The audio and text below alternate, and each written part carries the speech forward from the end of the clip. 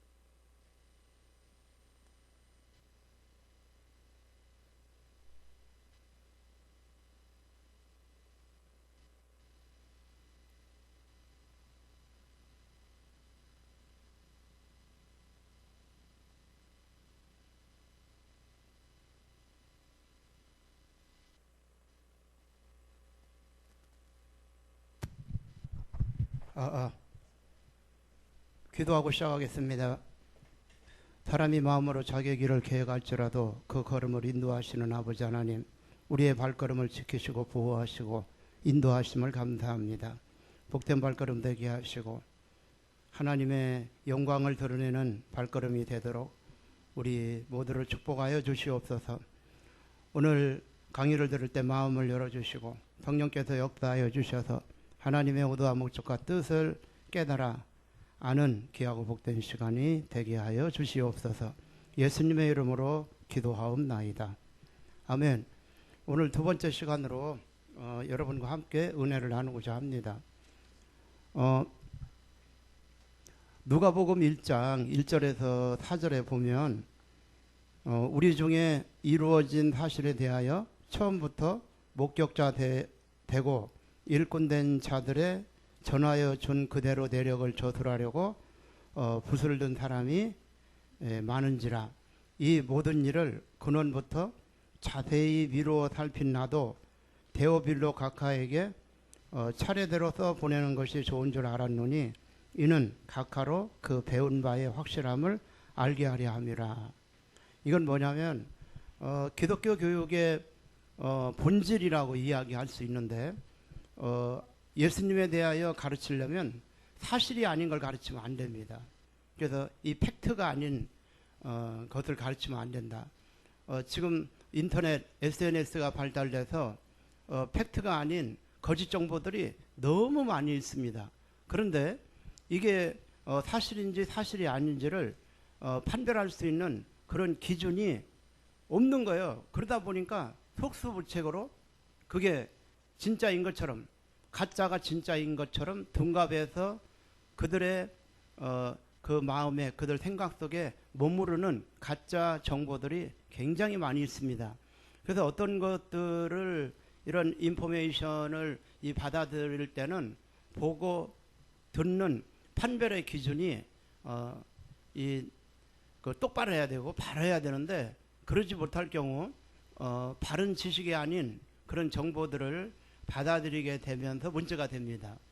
모든 것들은 그러한 데서 문제가 발생하고, 그리고 인간관계에도 그런 것 때문에 뒤틀리게 되는 거예요. 거짓 정보를 진짜인 것처럼.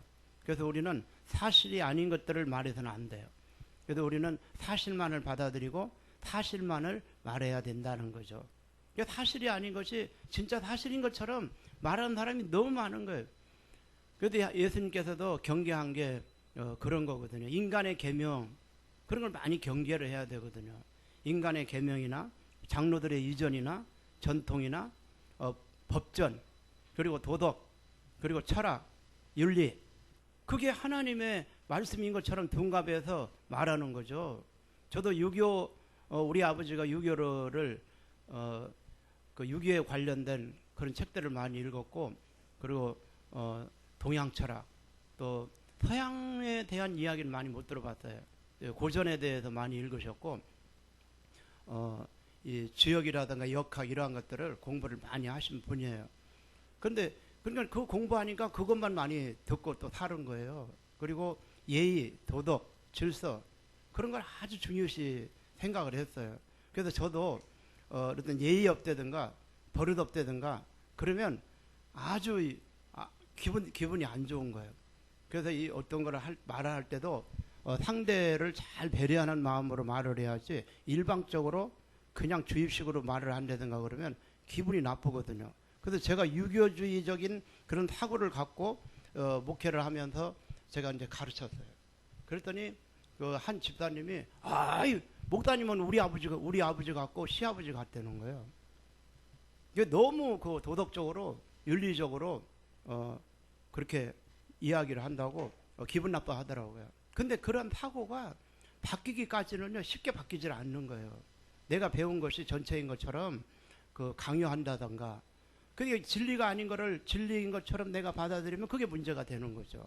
그래서 저도 그런 사고 속에서 그런 그 시스템 안에서 살다 보니까 그런 사고를 이제 갖게 됐거든요. 그래서 목사들이요 버릇없고 질서 지키지 않고 말 많고 그런 걸 저 엄청 싫어하거든요. 그런데 성경에도 그게 나왔다. 그런데 그 성경과 접목하려고 하는 거 그게 문제라는 거죠. 그러한 것들을 딱 도덕 윤리 세상의 도덕 윤리하고 하나님의 말씀하고는 완전 차이가 엄청난 거예요. 그럼에도 불구하고 모르니까 그것이 전부인 것처럼 믹싱 안 되는 거죠. 그래서 문제가 됐다는 거죠. 그러한 것들을 분간해내는 영적인 분별력이 있어야 된다는 거죠. 이게 하나님의 말씀이구나라고 가르쳤는데 결국은 그게 불법이라는 거죠.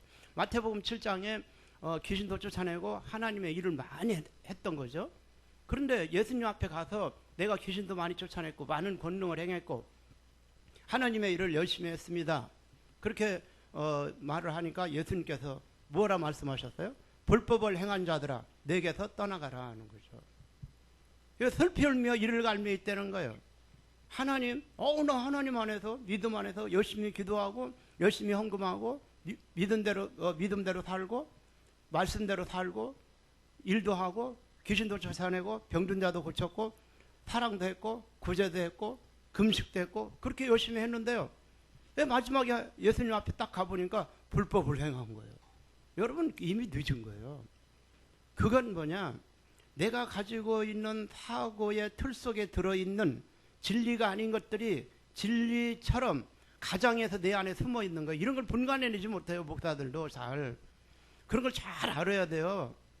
내게서 있는 그래도 이 사도 바울이 영의 세계 속에 깊이 들어가 보니까 자기가 알고 있는 이 철학, 자기가 알고 있는 이 지식, 자기가 알고 있는 이 이론, 자기가 알고 있는 이런 도덕적인 것들이 가득 들어있는 거예요. 그래서 그것이 하나님을 아는 것을 대적하여 높아지게 하고 교만하게 하는 것이구나라고 깨닫게 된 거예요. 그래서 결국 그가 깨달았던 건 뭐냐?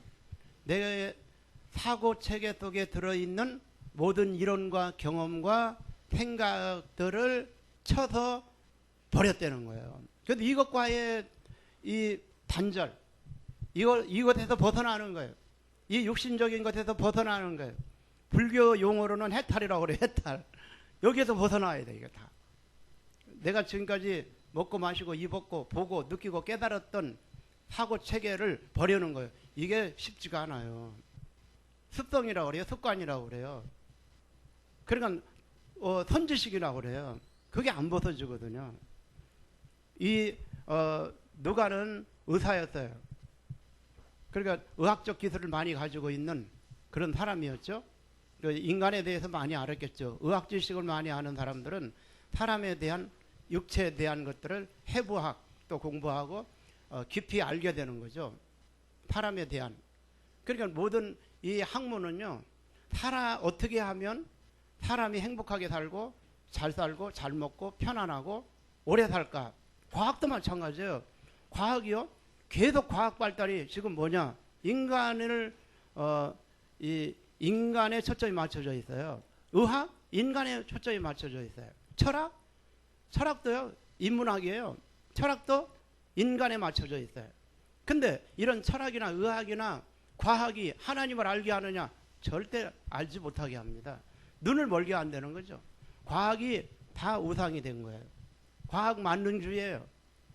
돈, 권력, 그래서 하나님을 알지 못하게 하는 그런 정보들은 결국 그렇게 살다가 인간이 어떻게 하면 잘 먹고 잘 살고 편하게 살고 오래 사느냐에 모든 게 초점이 맞춰져 있어요. 철학도 중국의 고전 사상도 다 마찬가지예요. 중국의 모든 보세요. 주역도 마찬가지예요. 다 역학 이런 것도 인간에 초점이 맞춰져 있는 거죠. 유교, 불교 다 사람에 맞춰져 있어요. 초점에. 하나님이 어떤 분인가를 알지 못하게 해요. 그거 사람이 이러한 학문들이 눈을 멀게 해서 하나님을 알지 못하게 하는 거예요. 사람들 보세요. 빠져 있는 거. 그래도 이 시편 기자가 어느 날 눈을 열고 보니까 생명이 아닌 것에 내가 달라붙어 있었구나. 따박끝이 달라붙어 있었구나. 그러니까 이 생명이 아닌 먼지에 달라붙어 있는 거죠. 그래서 이 과학을 통해서 하나님을 알게 한다면 이 과학은 대단한 겁니다. 철학을 통해서 하나님을 알게 한다면 이 철학도 대단한 거예요. 근데 과학이, 철학이, 의학이 하나님을 알게 하느냐? 알게 하지 못한다는 거죠. 성경 이해에는요, 하나님을 알 수 있는 방법이 없어요. 그래서 하나님께서 하나님을 알도록 두 가지 방법을 계시하셨어요. 그래서 피조물을 통해서 계시하셨어요. 그리고 성경을 통하여 계시하셨어요. 우리 하구들에게 하나님께서 신성과 능력을 넣어놓으셨어요. 넣어놨어요. 그래서 만들었거든요. 얘도 신성과 능력을 넣어서 만들었다는 거죠. 그래서 사람을 보면 얼굴 쳐다보세요. 사람 좀 얼굴 쳐다보세요. 손도 한번 잡아보시고 잠도 깨게. 자, 한번 보세요. 하나님 만드셨구나. 네. 오, 눈 보세요. 눈도 보고 코도 보고 입도 보고 다 다르게 만들었잖아요. 그래서 하나님의 신성과 능력을 넣어놨기 때문에 하나님께서 만드신 창조물을 보고 사람을 보고 하나님이 만드셨구나. 하나님을 알도록 만들었다는 거예요. 그러니까 나를 보면 하나님의 존재를 알도록 만들었다는 거예요. 근데 내가 죄악 가운데 있다면 나를 아무리 봐도 하나님의 존재를 알 수가 없다는 거예요. 근데 이 세상의 모든 자연 피조물은요, 다 하나님을 알도록 만들어 놨어요. 근데 인간은 죄 때문에 하나님을 알도록 만든 신성과 능력을 넣어놨는데 죄가 있어서 모르는 거야. 죄 투성이야. 죄가 썩어서 악취가 나는 거야. 근데 의로운 척 그게 최고인 것처럼 살아가는 거야. 그 가면을 쓰고 살아가는 거죠. 거짓으로 뒤집어 쓰고 사는 거예요. 그래서 많은 사람들은 자기 자신을 거짓 것으로 자꾸 포장을 해요. 그래서 스펙을 쌓아가요. 돈, 권력, 학력, 이 지식, 철학 모든 걸 쌓아갑니다. 그거는요, 결국 여러분을 영원한 생명을 주지 못하는 것들이에요. 그런데 그것이 전부인 것처럼 살아갑니다. 하나님을 모른 채. 근데 마찬가지예요. 거짓 정보를 얻기 위해서 여러분이 모든 걸 투자해서 살아가는 것처럼 하나님을 알기 위하여 투자하라. 네가 가진 모든 것으로 이 하나님의 말씀을 아나케네 타라는 거예요. 타라. 네가 가진 모든 것으로 잠언서 4장에 나와요. 4장. 얻으라. 잠언서 4장에 타라. 네가 가진 모든 가장 중요한 것으로 이 정보를 사라는 거예요. 그러니까 하나님에 관한 정보를 사는 것. 그래서 여러분의 재물을 거기에 쏟아부으라는 거예요. 세상 걸 다 얻기 위하여 쓰지 말고. 그러다 예수님께서 가만히 보니까 생명 아니고 영원한 음식이 아닌 것, 양식을 위하여 모든 걸 투자하고 사는 거예요. 이사야 55장에 나와요. 내게 나와 들으라. 너는 어찌하여 양식 아닌 것을 위하여 은을 달아주고 은을 소비하고 그리고 돈을 소비하고 살아가느냐. 내게 나와 들으라고 그러죠. 그래서 여러분도 신학이라고 하는 사명을 하나님께서 주셔서 하나님 앞에 온 거 아니겠어요? 이거는 하나님의 특별한 섭리예요. 일반 소명을 모든 사람을 부를 때 일반 소명이라고 그래요. 수고하고 무거운 짐진 자들아 다 내게로 오라. 이게 다 보편적 소명이야. 근데 너 주의 종의 사명을 받았다. 이게 특별 소명이야. 아, 나를 이게 특별히 불러주셨구나, 하나님이.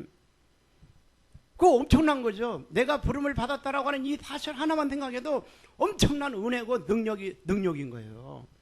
다른 것들이 범접할 수 없어요. 근접할 수도 없어요. 너무 귀하고 소중하기 때문에 이거 하나만 가지고 있어도, 소명의식만 제대로 가지고 있어도요, 어떠한 것도 다 이길 수 있고 자존감이요 최고조에 달할 수 있는 거예요. 여러분 흔들리지 말고 살아가시기 바랍니다. 누가는 의사였지만 이루어진 사실, 예수님에 관한 그 내용을 잘 듣고 기록했다는 거예요. 기록만 하는 것이 중요하느냐? 전도했다는 거예요. 데오빌로 각하에게. 글로 기록해서 모든 일을 3절에 근원부터 자세히 이루어 살폈다는 거예요. 그래서 성경을 신학이라고 하는 것은 근원부터 모든 일을 근원부터 자세히 이루어 살피는 게 신학이에요. 그리고 이 신학을 제대로 배우면 살핀 나도 데오빌로 각하에게 차례대로 떠보냈다는 거예요. 차례대로 기록하는 것. 그래서 기록하는 습관을 잘 가져야 돼요. 그리고 체계를 여러분의 것으로 만들어야 돼요. 기록해놓고 너도 모르고 나도 모르면 안 되고 무슨 이야기를 하는지를 자세히 알아야 돼요.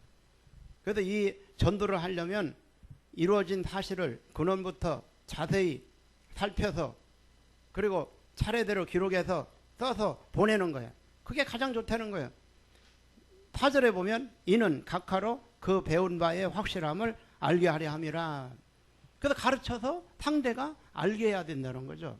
내가 예수 그리스도 그분이 어떤 분인가를 내가 잘 알아서 상대에게 알게 가르쳐야 된다는 거죠. 나만 알면 그거는 문제가 있는 거죠. 그래서 예수님도 말씀을 전할 때는 자세히 풀어서 가르쳤어요.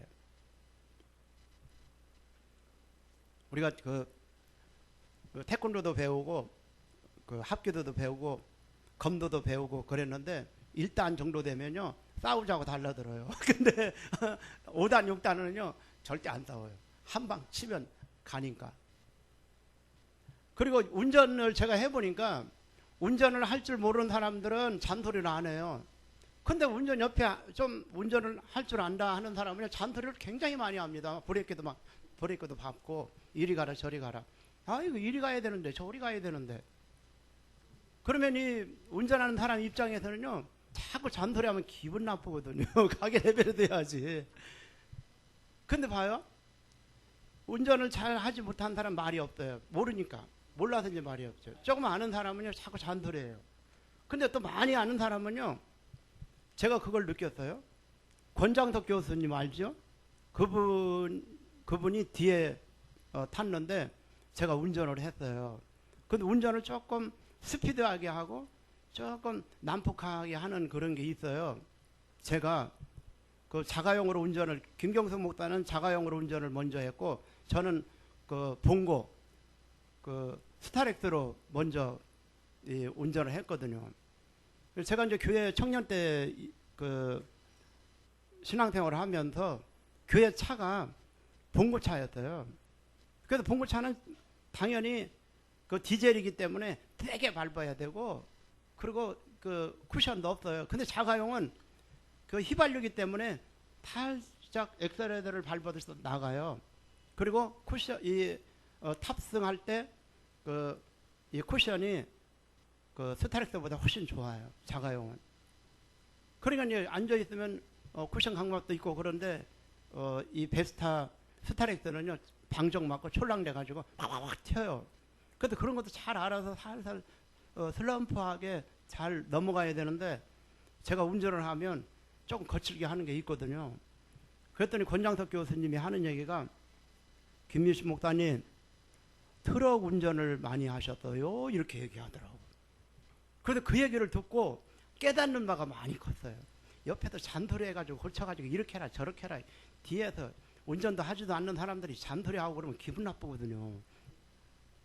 근데 뒤에서 딱 그 얘기를 하니까 아 내가 조심해서 해야 되겠다 이런 생각이 들고, 옆에서 잔소리를 얘기하면은 그거 타고 다니는 주제가 말이 많고 고치고자 하는 마음이 하나도 없었는데 그분이 그렇게 이야기를 하니까 고치고자 하는 마음이 생기더라고요.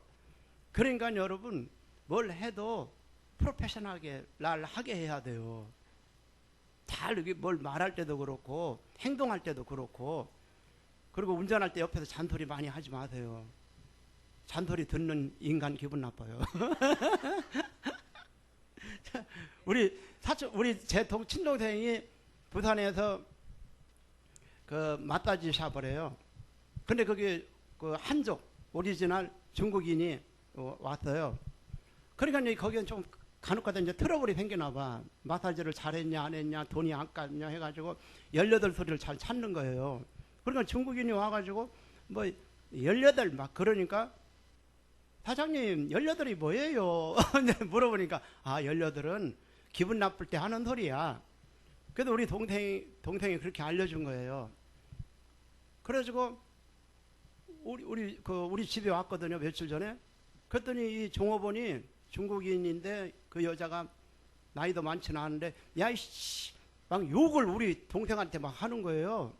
그래서 야 어떻게 종업원이 너한테 이렇게 욕을 하냐? 그랬더니 자기가 가르쳐줬대요. 기분 나쁠 때 하는 소리가 18이다. 그러니까 야 이 18 해가지고 욕을 많이 하더라고 우리 동생한테.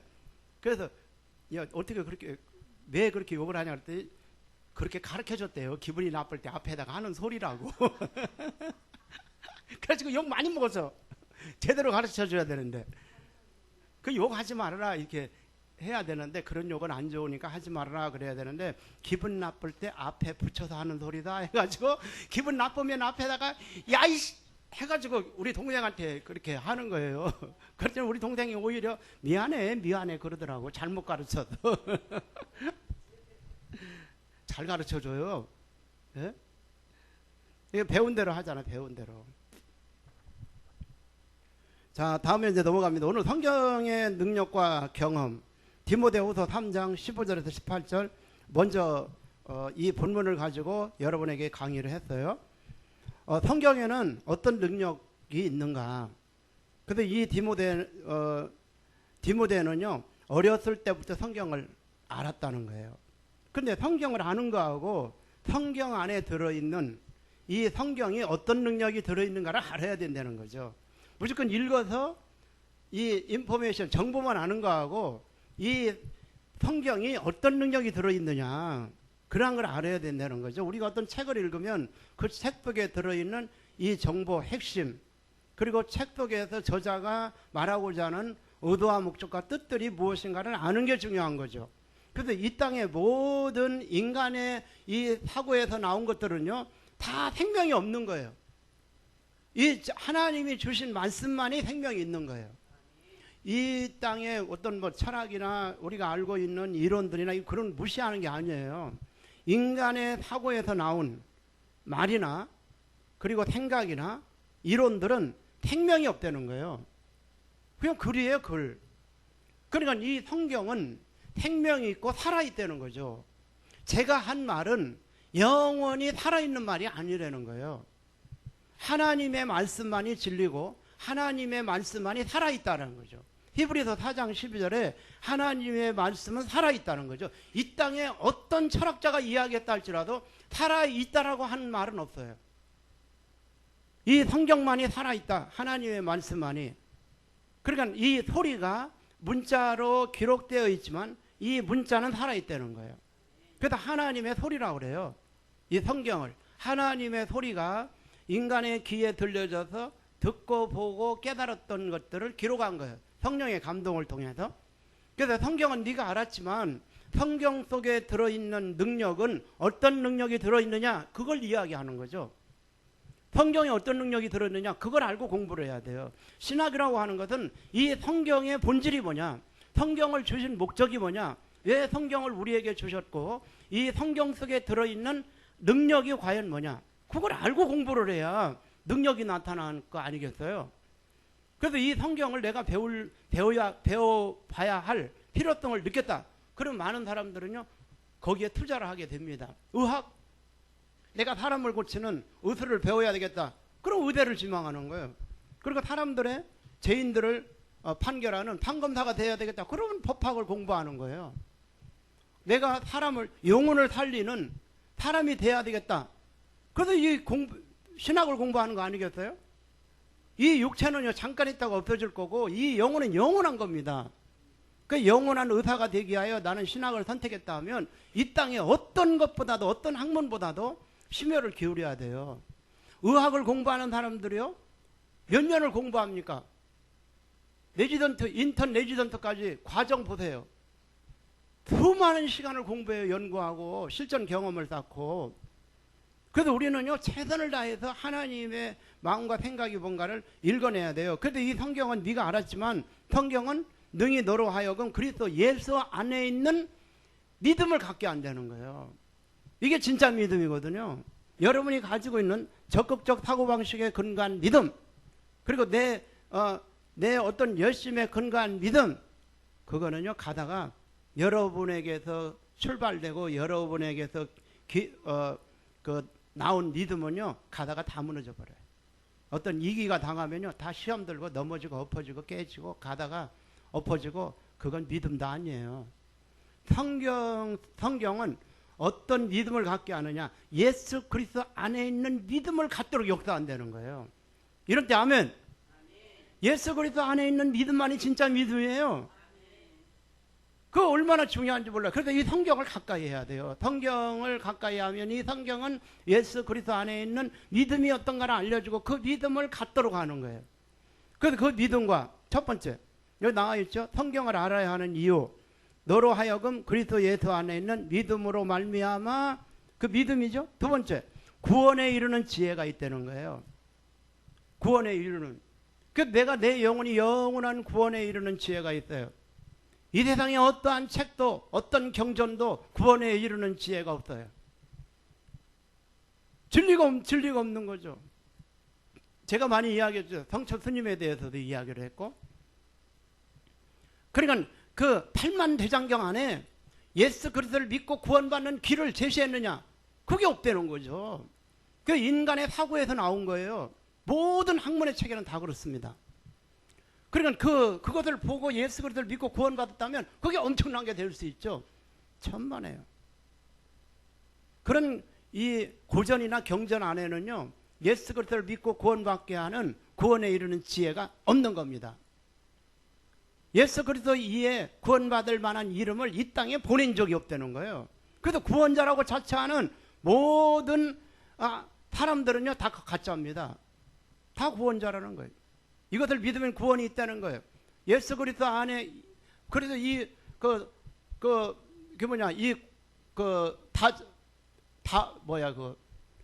불교, 유교, 뭐 천주교 다 모여가지고 다 하나로 우리 만들자. 뭐 WCC인가 뭐 있잖아요. 다 모여서 너도 구원 있고 나도 구원 있고, 이거 완전 진리에서 벗어나게 되는 거죠. 구원이 없는 걸 구원이 있다라고 인정한다면, 우리나라에서 유명한 목사님이 이야기했어요. 다른 종교에도 구원이 있다 그렇게 이야기했거든요. 그거는요 하나님의 진리를 완전히 무너뜨리는 거예요. 목사가 그러면 되겠어요? 목에 칼이 들어와도 다른데 성경이 이야기하는데 구원 얻을 만한 이름을 이 땅에 보낸 적이 없다는 거예요. 하나님께서. 그럼 구원이 어디가 있어요? 없다고 이야기해야죠. 내가 오늘 죽는다 할지라도 없다고 이야기를 해야죠. 이게 독선적이 아니에요. 진리기 때문에 그런 거죠. 타협해서는 안 됩니다. 사랑을 해야 되는 거죠. 타협하는 게 아니라. 타종교에 있는 사람들을 뭉쳐서 너도 구원이 있고 나도 구원이 있으니까 서로 뭉쳐서 좋은 일을 하자. 여러분 어떤 좋은 일을 하겠어요? 구원이 없는 사람들하고 뭉쳐서. 예? 멍해를 같이 하지 말라고 그랬거든요. 사랑을 해라는 게 사랑을. 네가 예수 그리스도를 믿고 구원받은 하나님의 사람으로서 사랑하라는 게, 어떤 종교에 있는 사람들도 다 사랑하라는 거예요. 그런데 사랑을 배운 사람들이 스님이 와가지고 적선하러 왔잖아요. 뭘 달라고 안 주니까 가나봐라 연불하고 있으면 줘야지 가게끔. 내가 예수 믿어요. 나 교회 다녀요. 그렇게 배워가지고 되겠어요. 뭘 얻으러 왔는데 주면 얼마나 좋겠어요. 예수 믿으세요. 그거 얼마나 좋아. 그렇죠? 네. 여기에 있는 그 누구야? 김명철 목사님은 그 시주하는 그 중한테 안수해줬다고 그러잖아. 그러다가 목탁으로 두들겨 맞아가지고 눈이 부었대요. 그 전도해야지. 나 교회 다녀요. 그 어디서 배웠어요 그걸? 뭐 다 사랑해주고 배려해주고 나눠주고. 진리를 가진 사람이 편협되게 살면 안 돼요. 모든 사람도 받아들일 수 있는 여지가 있어야 돼. 구원에 이르는 지혜가 있다. 그러니까 성경은 구원에 이르는 지혜가 있도록 하는 능력이 있다는 거예요. 여러분이 구원을 받은 게 아니라 구원에 이르는 지혜가 있도록, 그래서 구원받도록 하는 능력이 이 성경 속에 들어있는 거예요. 그래서 성경을 가까이 하는 거죠. 성경은 하나님이 어떤 분인가를 알게 하는 책이에요. 근데 그런 능력이 있다는 거죠. 예수 그리스도 안에 있는 믿음을 갖게 하고 그 믿음으로 말미암아 구원에 이르는 지혜가 여러분에게 있도록 하는 거예요. 그래서 그 지혜를 누가 줬느냐? 하나님이 주시는 거예요. 이 성경을 보면. 다음에 또 오겠습니다. 성경을 교육해야 하는 이유가 있죠. 두 번째, 성령의 감동으로 기록된 하나님의 말씀이기 때문이다는 거죠.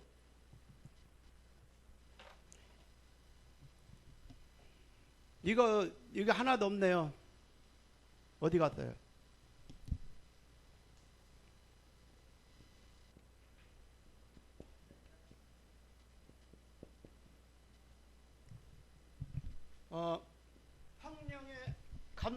성령의 감동. 그러니까 이 성령께서 성경을 기록하도록 감동을 넣어주셨다는 거예요. 그러니까 이게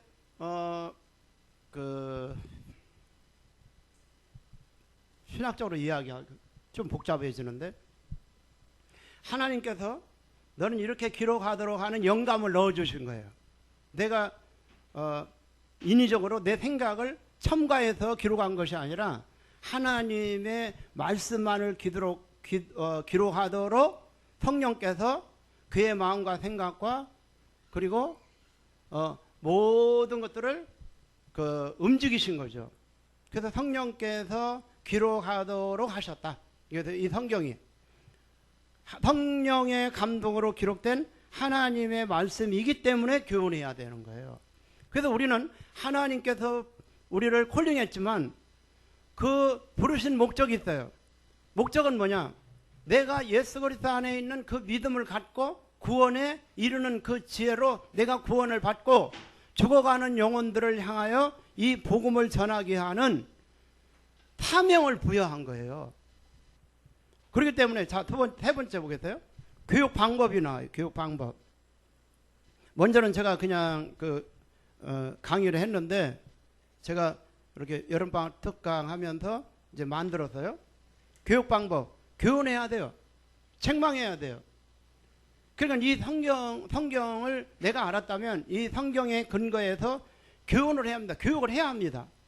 가르쳐야 돼요. 신명기 6장, 신명기 8장, 신명기 11장 거기 나와요.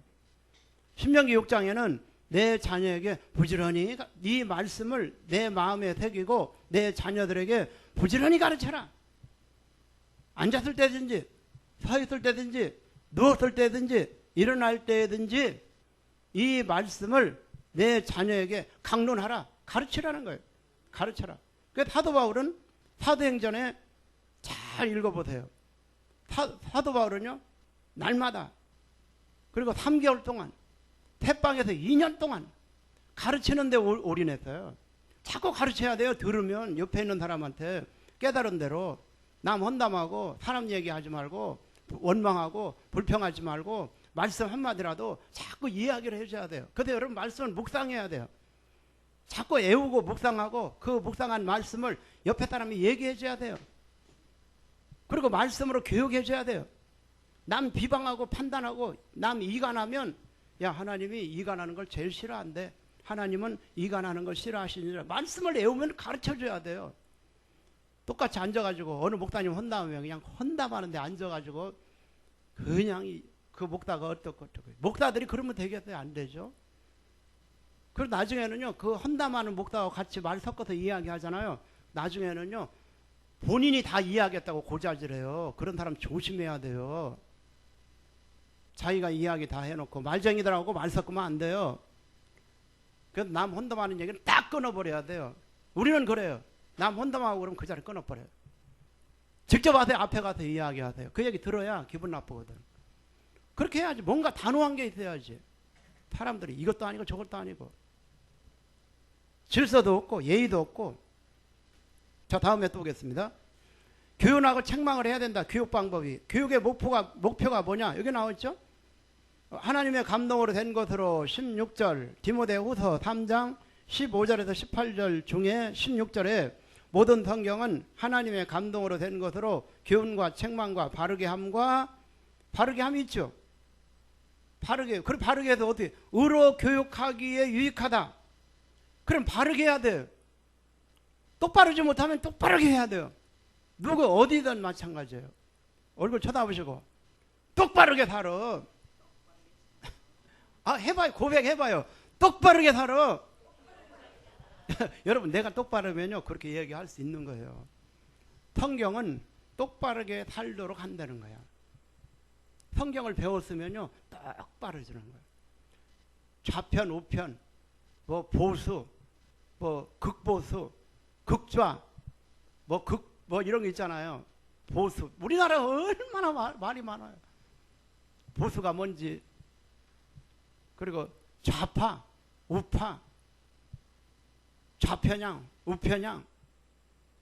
이 정치가 갈라서 그래요. 자기들의 목적어를 이루려고. 우리는요 다 똑바로 해야 돼요. 그래야 좌판지 우판지 이 시대를 분별하는 그런 판단 기준이 서는 거예요. 진리를 알아야 지금 세상이 어떻게 돌아가는가 아는 거 아니겠어요? 바르게 함.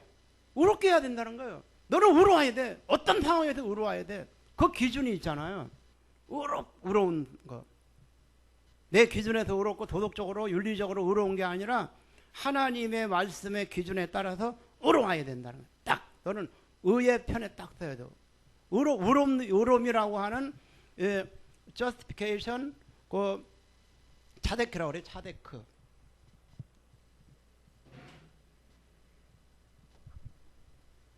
이 차데크는요. 이 차데크는 곧다라는 뜻이 있어요. 그리고 바르다, 정직하다, 그리고 공평, 공정, 공의 이렇게 번역을 했거든요. 왜? 그러니까 우리는요 이 성경을 배우게 되면 성경은 여러분을 어떤 사람으로 만드냐면 곧고 바르고 정직하고 공평하고 그리고 공정하고 공의로운 사람으로 만드는 거예요. 잠언서 1장에.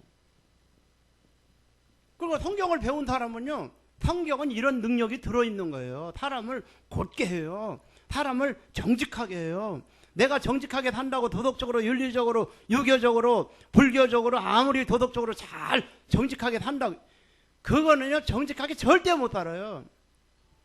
말씀만이 여러분을 정직하게 살고 곧게 사는 거예요. 그러니까 성경을 배우지 않으면 다 도둑질해요. 여러분 불교, 유교, 천주교, 기독교 정치인들 보세요. 얼마나 바르게 살았나 안 살았나. 대통령들 천주교인, 기독교인, 불교인 다 했잖아요. 이거 보세요. 읽어보세요. 이거 한번 읽어보겠어요. 졸려. 자, 이게 또 보겠어요? 네 번째. 교육의 목표 나와 있죠? 바르게 함, 의롭게 한다. 성경이 말하고자 하는 기준이에요. 가치관이고. 성경을 배우면 의로워야 되고 바르고 똑바로 해야 돼요. 정직해야죠. 목사들이 거짓말하면 되겠어요? 대통령이 거짓말하면 되겠어요? 기독교의 가치관, 말씀이 들어간 사람은 대통령이 되든 판사가 되든 검사가 되든 청소부가 되든 절대 거짓말하지 않게 돼 있다는 거예요. 직임이 포지션이 중요한 게 아니에요. 어떤 상황에 있다 할지라도 거짓말을 할 수가 없는 거예요. 왜냐? 이 진리가 그렇게 만들거든요. 그래서 너는 그래 하나님의 사람인가 아닌가가 여기서 결정되는 거죠. 다음에 또 보겠습니다. 교육의 결과 나와요. 5번째. 하나님의 사람으로 온전케 된다는 거예요. 이 성경은 하나님의 사람으로 온전케 하는 능력이 들어있는 거예요. 너 하나님의 사람아. 이게 하나님의 사람 아니에요? 하나님의 사람으로 온전케 된 거 아니겠어요? 하나님의 사람으로 만들어지는 거예요.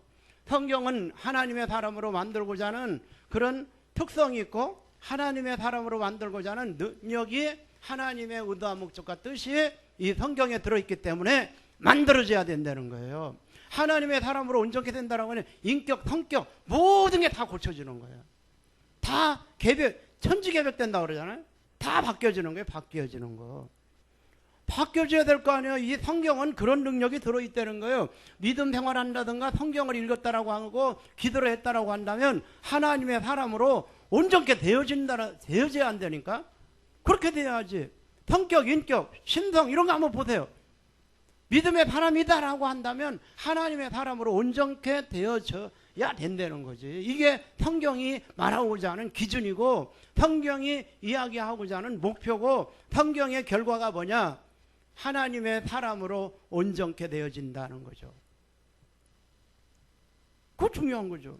내가 참선을 해서 내가 도를 통해서 내가 무릎 꿇고 앉아서 아무것도 안 보고 산에 틀어박혀서 참선을 한다고 해서 사람이 정직하게 되고 온전해질까요? 천만에 절대 그렇게 되죠. 인간의 노력으로는 절대로 의에 도달할 수 없어요. 이게 다 거짓입니다. 거짓이 진짜인 것처럼 둔갑해서 인간의 사고체계 속에 들어가서 그 지식이 그 사람을 움직이는 거예요. 이렇게 하면 참선을 하면 내가 도를 깨달을 것이다. 깨달아서 뭔데? 깨달아서 없다는 거예요. 공이. 나중에요. 참선을 많이 하고 깊이 들어간 사람들이 하는 얘기가 뭔지 알아요? 천지를 지가 창조했다는 거예요. 보세요. 불교에 깊이 깨달은 거 보세요. 붓다라고 그래요. 깨달은 사람을. 자기가 깨달아. 부처, 이 석가모니가 붓다라고 그래요. 붓다. 석가모니는 부처라고 하는 말보다 붓다라고 하는 말을 좋아했다고 얘기를 하긴 하는데 내가 깊이 깨달았는데 뭘 깨달았느냐. 그거 굉장히 중요해요. 진리를 깨닫지 않는 가짜들을 깨달으면요. 결국은 다 끝에 가서 구덩이에 빠지게 돼 있어요. 수많은 지식을 가졌다 할지라도 그 지식의 정보가 진리가 아닌 거라면 그게 진리처럼 둔갑하고 그것이 결국 영원한 생명을 줄 것이다 라고 뒤집어서 있기 때문에 그 눈을 가리고 귀를 가려서 참 진리가 아닌 것에 모든 사람의 시선을 빼앗아간 거예요. 그래서 하나님이 그거를요 우상이라고 그래요. 그래서 많은 사람들이 하나님 앞으로 돌아와야 되는데 참선을 해야 된다, 어디 도를 통해야 된다, 뭘 해야 된다 해가지고 다 이단으로 데리고 가고 산에 올라가서 도를 통하고 참선을 하고 도를 해서 그런 사람들 나타나는 거 아니겠어요? 그러니까 여러분이 눈을 열고 깨우침을 가져서 불쌍히 여기는 마음을 가져야 돼요. 스님이든 그리고 천주교에 뭐라고 그래요? 신부든 나는 복음을 전해요. 누구에게도. 우리 사촌 형이 모델이야. 불교에 심취했던 그 형에게도 내가 복음을 전했거든요. 누구에게도 복음을 전했어요. 어떤 사람이든 간에 도를 통한 사람이든 간에 사도 바울이 그런 마음을 가졌잖아요. 율법 없는 자에게는 율법 없는 자처럼, 그리고 무식한 사람은 무식한 사람처럼, 지식 있는 사람은 지식 있는 사람처럼, 하나님을 알지 못하는 사람은 내가 하나님을 알지 못하는 사람이 아니지만 하나님을 알지 못하는 사람처럼 다가가서 전도했다는 거예요. 왜냐? 모든 것들을 이길 수 있는 최고의 지식을 가지고 있었기 때문에 그렇다는 거예요. 이 진리를 가지니까 어떤 철학자든, 내가 많은 사람들 철학자도 만났고 도를 많이 통한 사람도 만났어요. 그 세상 안 만나본 사람은 없어요. 그랬더니 세상 이 사람들하고는 좀 특이한 사람이라고 그러더라고요. 도를 어디 절에서 20년인가 도를 통했다고 하는 사람하고 만났었거든요. 세상 사람하고 특별한 사람이라고. 보긴 제대로 봤다. 여러분 이 진리를 가지면 다 알 수 있어요. 그 성경을 가까이 하시기 바랍니다. 하나님의 사람으로 온전케 한다. 다음에 넘어가겠습니다. 이 페이지. 궁극적인 목적이 뭐냐? 모든 선한 일을 행하기에 온전케 한다. 여러분 행동해야 돼요. 행동하는 사람으로 만들어져야 행동하죠. 왜 기독교인처럼 살지 못하느냐? 왜 안티 기독교인들이 많아지느냐? 이게 없어서 그래요. 삶이. 모든 선한 일을 행하기에 온전케 한다. 이 성경은요, 삶으로 나타나는 능력이 들어있는 거예요. 행함이 없는 믿음은 그 자체가 죽었다는 거예요. 이 말씀은요, 행하도록 움직이는 거예요. 이 말씀은 믿는 자 속에서 역사가 일어나요. 그래서 믿었다면 행동으로 나타납니다. 사랑 나타나고, 배려하는 마음 나타나고, 온유가 나타나고, 겸손이 나타나고, 은혜가 있고, 사랑이 있고, 관심이 있고, 배려해주고,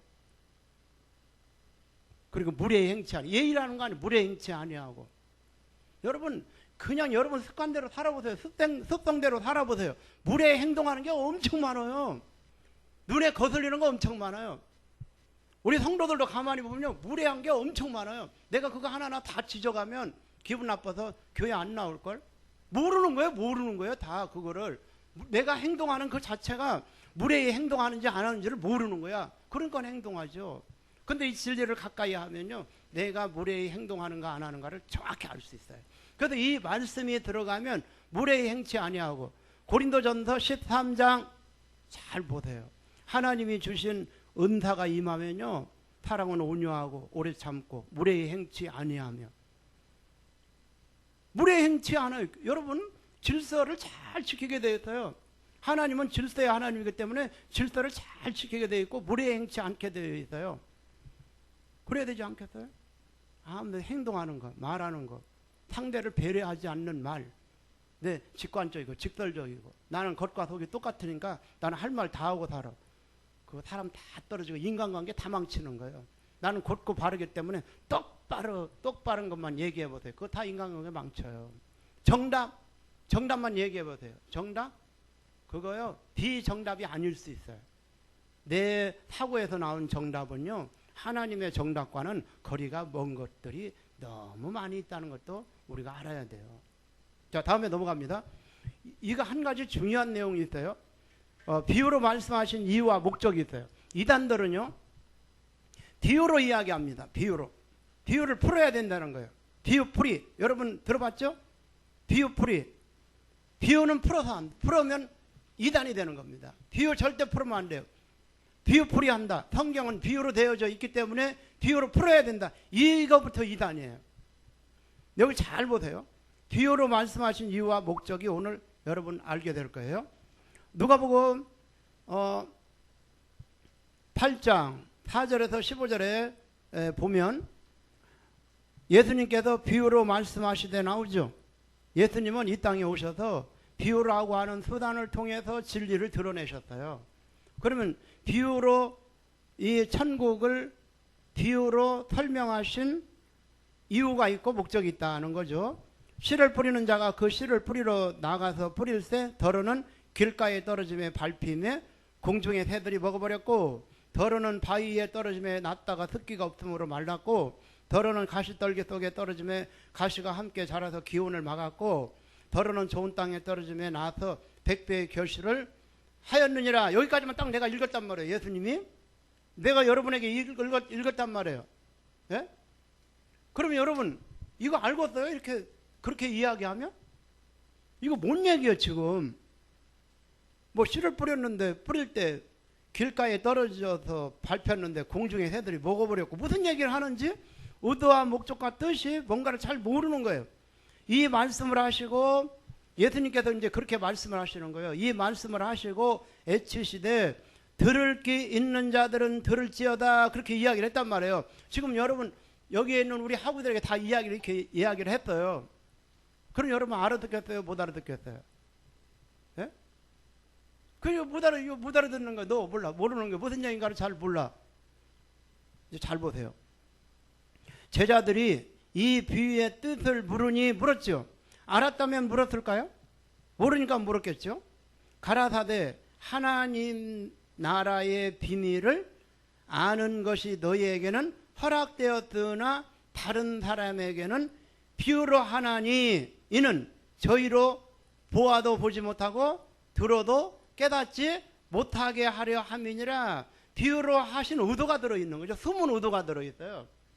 여기에 어떤 사람들에게 봐요. 여기 잘 보세요. 허락된 사람이 있고 비밀을 아는 것이 허락된 사람이 있고 허락되지 않은 사람이 있다는 것을 우리는 알 수 있죠. 네. 그러면 허락되지 않는 사람은 아무리 들어도 모르는 거예요. 아무리 들어도 깨닫지 못하는 거예요. 그래서 하나님께서 선택한 사람이 있고 선택하지 않은 사람이 있다는 것도 우리가 은연중에 알 수가 있죠. 네. 선택한 사람은 알 수 있어요. 허락된 사람은 알 수 있어요.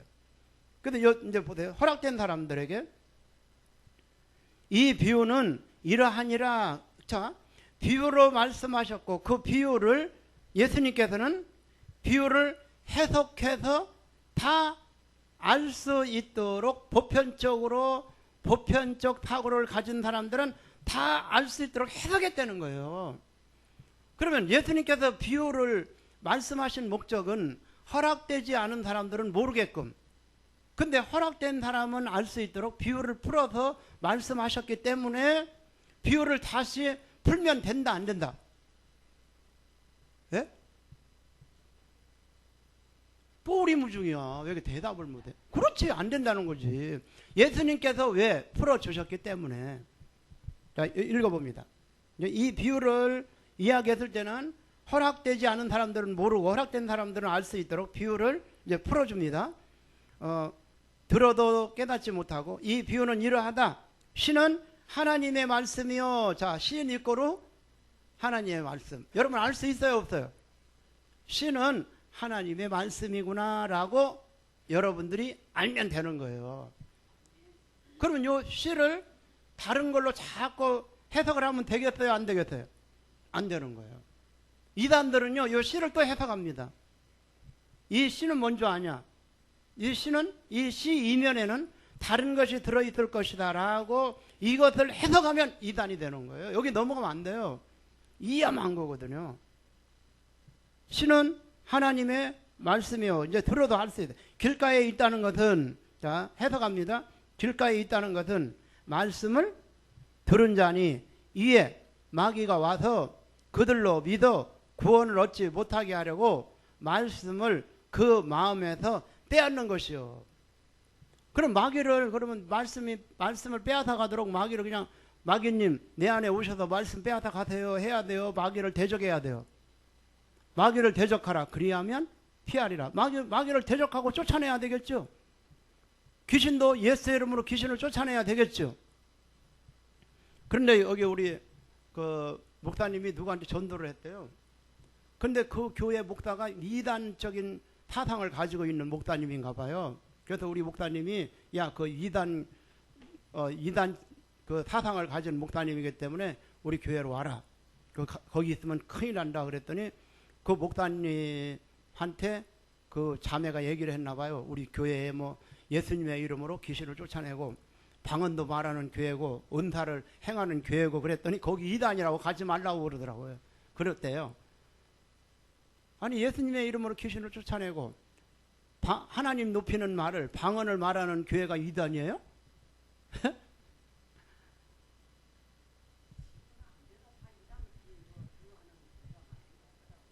자, 이어갑니다.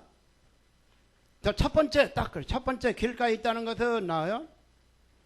길가에 있다는 것은 말씀을 들은 자니 마귀가 와서 그들로 믿어 구원을 얻지 못하게 하려고 말씀을 그 마음에서 빼앗는다. 두 번째, 바위에 있다는 것은 말씀을 들을 때에 기쁨으로 받으나 뿌리가 없어 잠깐 믿다가 시험을 받을 때에 배반하는 자요. 여러분 이해가 돼야 안 돼요, 지금 하는 거는. 또 해석하고 풀어주셨기 때문에 비유로 풀어주셔서 너무 이해가 되는 거예요. 다 이해가 되는 거예요. 어린아이에서 다 할아버지까지도 이 진리는 보편적이기 때문에 누구 한 명에게만 깨닫게 하는 게 아니라는 거예요. 우리 모두가 알 수 있도록 예수님께서 해석해 놓으셨다. 그래서 이 목사들 중에 나만이 하나님께서 눈을 열어주셔서 나만 깨닫게 해줬다. 이 진리를. 요한계시록도 나만 열어줬다. 그거 이단입니다. 그런 사람 따라가면 완전 여러분의 사고 체계가 바뀌어버리고 절대 기존 통도들하고 융합할 수도 없고 가까이 할 수도 없어요. 그때부터 어디로 빠지냐? 낭떠러지로 빠지기 시작합니다. 그 사람의 이단 사상이 그 안에 들어가잖아요. 위험합니다. 목사들도 그런 사람 많아요. 어디서 배워가지고 그 사상 그대로 받아서 성도들한테 가르치다가 교회 무너진 교회가 한두 군데 아닙니다. 그러니까 잘 들어야 돼요. 잘 깨달아야 돼요. 자, 세 번째. 가시떨기에 떨어졌다는 것은 말씀을 들은 자니, 자, 말씀을 듣긴 들어도 지내는 중에 살아가는 동안에 이생의 염려, 근심, 걱정, 그리고 재리, 돈에 대한 거, 그리고 일나, 먹고 마시고 좋아하는 거, 그러다 보니까 기운이 막혀 온전히 결실치 못하는 자요. 이거 이해가 되죠? 자, 네 번째. 좋은 땅에 있다는 것은 착하고 좋은 마음으로 말씀을 듣고 지키어 인내로 결실하는 자니라. 어떤 사람이 됐으면 좋겠어요? 그렇죠. 네 번 좋은 땅. 그럼 땅은 뭘 이야기하고 있을까요? 그렇죠. 마음. 신은 우리의 마음에 심겨지는. 그 하나님의 말씀은 시고 그 말씀이 어디에 심겨져야 되느냐? 내 마음에 심겨져야 된다. 그러면 이 마음에 심겨지기까지 방해하는 방해 요소가 12절부터 나와 있죠. 길가, 마귀, 그리고 바위. 기쁨으로 받지만 뿌리가 있어야 된다는 거죠. 그래서 여러분이 교회라고 하는 공동체에 딱 들어와서 뿌리를 내리는 거예요. 그래서 말씀도 마찬가지예요. 마음에 심겨서 뿌리가 나야 되거든요. 정선하고 그 오빠가 그 농사진 그 뭐죠, 이거 자두 가지고 왔잖아요. 얼마나 맛있어요. 그건 뿌리가 깊어서 땅에 그 영양분을 섭취해서 열매로 맺어진 거예요. 그래서 열매를 맺게 돼 있다는 거예요. 하나님의 말씀은 시고 시가 내 마음에 착상이 되면 이게 열매가 맺어요. 딱이 나고 꽃이 피고 그리고 향기 나고 열매 맺는다. 그래서 결실을 하게 돼 있다. 그래서 믿음의 사람은 열매를 보고 알게 될 것이다. 어떤 열매가 나타나느냐? 자, 1번 비밀로 말하는 것은 여기 비밀을 하는 것은 이렇게 했는데 비밀로 하는 것은 고치세요. 예수님께서 비밀로 하는 것은 허락된 사람이 있고 허락되지 않은 사람이 있다. 그리고 두 번째는 신은 하나님의 말씀이다. 세 번째, 다른 사람에게는 비유로 하여 깨닫지 못하게 하는 의도가 숨어 있다. 그리고 세 번째, 비유가 아니면 말씀하지 않으신 목적이 있어요. 비유를 베풀어 말씀하신 이유가 있어요. 마태복음에 나옵니다. 마태복음 13장 31절에서 15절에 우리 한번 살펴보겠습니다. 또 비유를 베풀어 가라사대 천국은 마치 사람이 자기 밭에 갖다 심은 겨자씨 하나 같으니 이는 모든 씨보다 작은 것이로되 자란 후에는 나물보다 커서 나무가 되매 공중의 새들이 와서 그 가지에 깃들이느니라. 또 비유로 말씀하시되 천국은 마치 여자가 가루 서말 속에 갖다 넣어 전부 부풀게 한 누룩과 같으니라. 여러분 이제 이해가 되셨죠? 34절에 예수께서 이 모든 것을 무리에게 비유로 말씀하시고 비유가 아니면 아무것도 말씀하지 않으셨더니, 자, 비유가 아니면 아무것도 말씀하지 않은 이단들이 여기에서 이 내용을 들어서 이단들이 사용하는 구절이에요. 예수님은 비유가 아니면 아무것도 말씀하지 않으셨다. 그래서 비유로 이것을 풀어야 된다. 예수님도 비유로 풀지 않았느냐? 그렇기 때문에 성경은 비유로 되어 있고 이 비유를 풀어야 된다. 오히려 설득력 있는 것 같죠? 그래서 비유로 풀어요. 거기서 넘어가는 거예요. 비유로 풀면 된다, 안 된다? 절대 안 된다는 거예요. 이거는 죽어도 안 된다는 거예요. 예수님께서 비유로 다 풀어 놓으셨기 때문에 그래요. 여기에 지금 한 구절을 치사 선택해서 이단들이 사용하는 내용이에요. 비유가 아니면 예수님은 말씀하지 않았다. 그 얘기하는 거예요. 지금 네? 요 잘 보세요. 마태복음 13장을 인용해 가지고 이단들이 그렇게 이야기를 해요. 우리에게 비유로 말씀하시고 비유가 아니면 34절 아무것도 말씀하지 아니하셨더니, 예수님은 비유가 아니면 아무것도 말씀하지 않았어. 그렇기 때문에 비유로 되어 있기 때문에 이 비유로 감춰져 있는 것들을 풀어야 돼. 자, 35절 그 내용이 거짓인지 아닌지 여기 나와 있어요. 그러니까 이단들이 하는 내용을 잘 보세요. 요 하나 여러분들이 직시해야 될 게 있어요. 지금 34절에 나와 있죠. 34절에 예수께서 이 모든 것을 우리에게 비유로 말씀하시고 비유가 아니면 아무것도 말씀하지 아니하셨더니, 자, 이건 이단의 인용을 이용한다는 게 34절을. 그러면 우리는 33절도 봐야 되고 30 몇 절도 봐야 돼요. 5절도 봐야죠. 근데 이단에 속는 사람들은요 99.9%가 이 한 구절만 본다는 거예요. 그럼 이단들이 그렇지 않냐? 그러면 아유, 정선하고도 그렇죠? 그렇죠. 이거 나와 있죠? 예수님께서 비유로 말씀하셨죠. 비유가 아니면 말씀하지 않았죠. 그러면 네, 그럴 거 아니에요. 그럼 여기를 덮고 다른 자로 넘어가면 여기 감추어지는 거예요. 그러니까 이단이 어떤 구절을 이야기했을 때는 반드시 전후 문맥을 보려는 거예요. 그러면 절대 안 빠져요. 죽어도 안 빠져요. 그런데 성경을 모르기 때문에 한 구절만 인용해서 그들은 그들의 사상을 집어넣는 거예요. 그럼 나중에는요 이 성경만 가르치면은 이단에 있다가도 나올 수도 있는데, 이단이 가르치는 사상이 들어가면 못 나와요. 그래서 이게 무서운 거예요. 자, 다음에 넘어가겠습니다.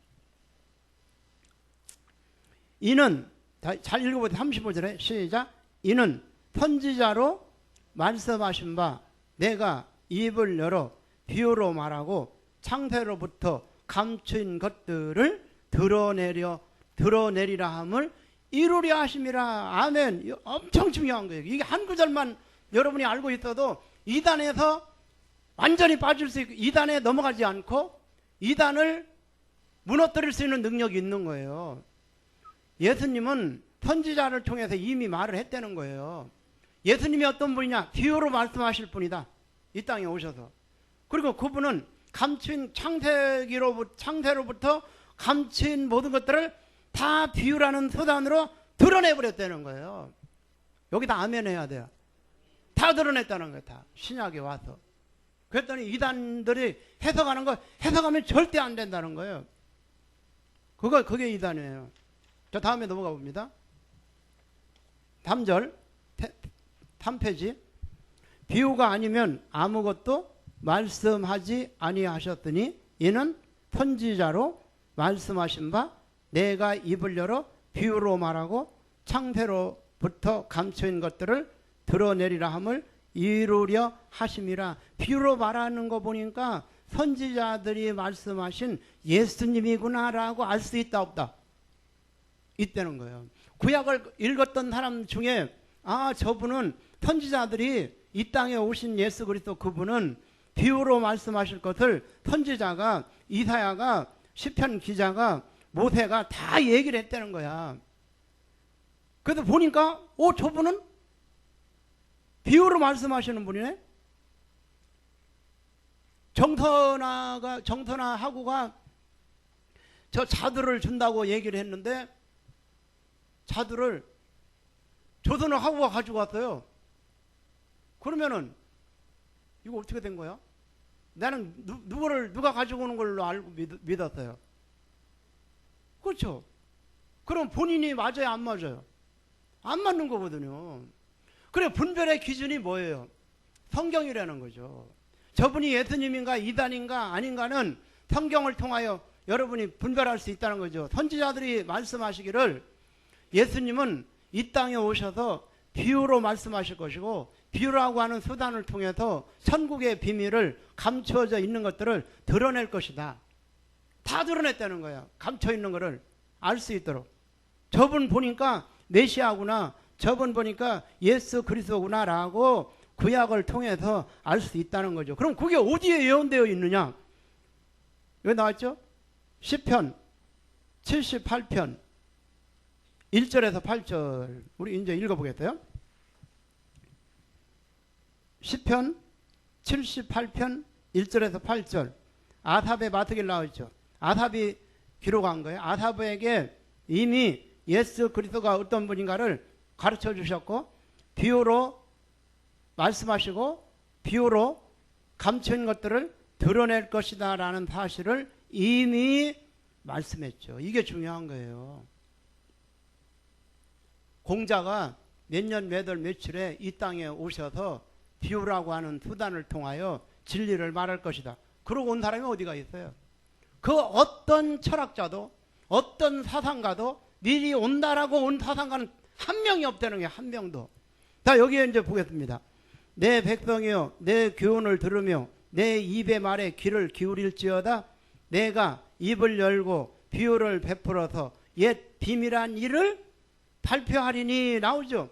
예수님이 어떻게 말씀하셨어요? 내 백성이여 내 교훈을 들으며 내 입의 말에 귀를 기울일지어다. 내가 입을 열고 비유를 베풀어서 옛 비밀한 감춰져 있던 것들을 다 알릴 것이다. 그렇게 말씀하셨다는 거예요. 그래서 그분이 말씀이 육신이 되어 이 땅에 오셨다는 거죠. 이거요 정말 중요한 거예요. 이거 이해해야 돼요. 그래야 믿음의 사람들을 이단에서도 건질 수 있거든요. 자, 우리가 들은 바요, 아는 바요, 우리의 열조가 우리에게 전한 바라.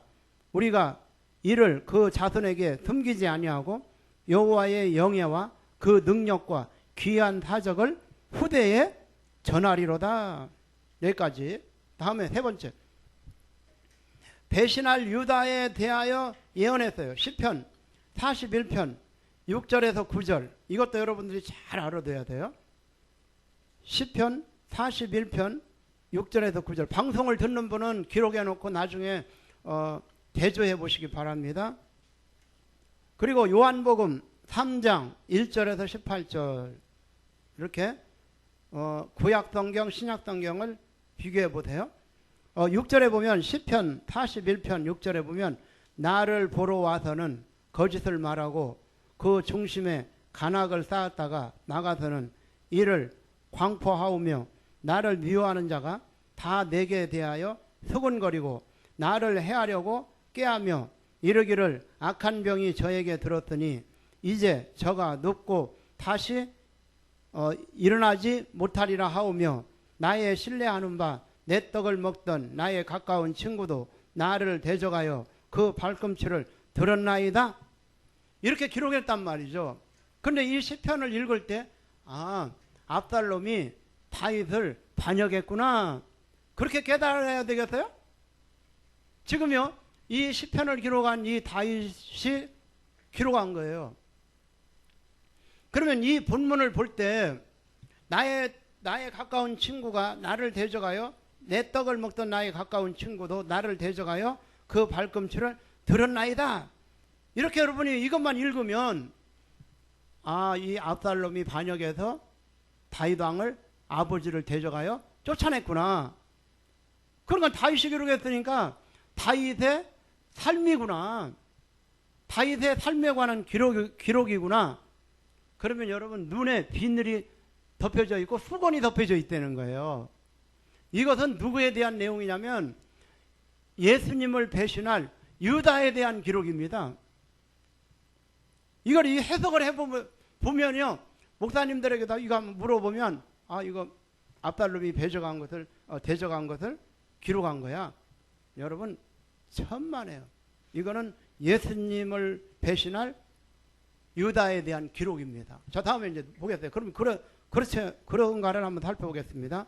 요한복음 13장 1절에서 18절. 이 내용이 우리가 지금 성경을 보는데 제대로 보고 있는지 잘못 어떻게 인용하고 있는지 이런 걸 잘 알아야 돼요. 그렇지 않으면 문제가 심각합니다.